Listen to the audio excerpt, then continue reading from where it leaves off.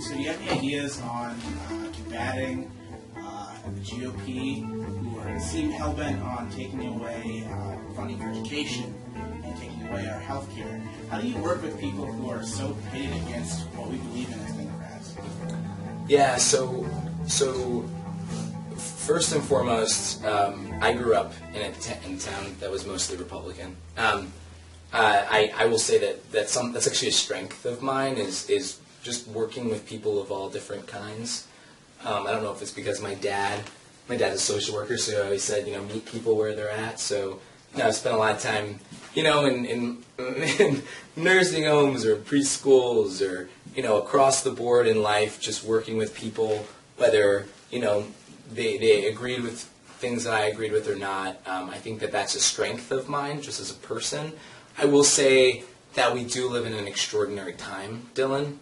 The extraordinary time is that we have people who are quote-unquote leading us, and it looks a whole lot more like manipulation than leadership. And, obviously calling this tax bill a middle-class tax bill is a lie. I mean, the fundamentals of the bill are what they are, and we know what they do. They cut taxes for basically everyone except for the wealthy.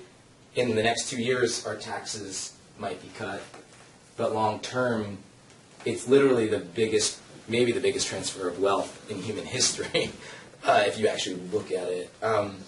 Now, I think that right now, there needs to be a lot of pressure applied, and I've been very proud of progressives in this state who, aren't necessarily following anyone else's institutional lead, but are just taking it upon themselves to peacefully protest and sit in and do what they believe is right. I think that's a really excellent way that was modeled in the civil rights era.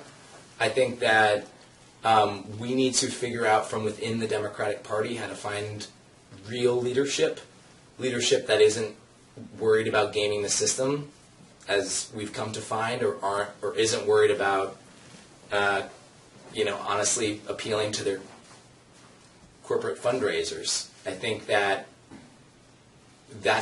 I'm a Democrat through and through, and I grew up in a church, and when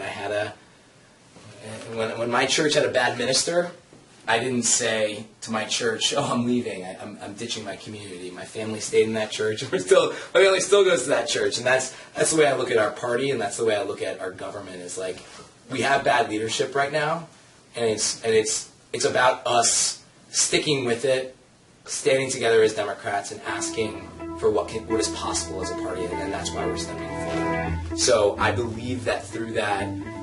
Through inspired leadership and through bold leadership, we can get to change on both sides of the aisle. It's not going to be easy.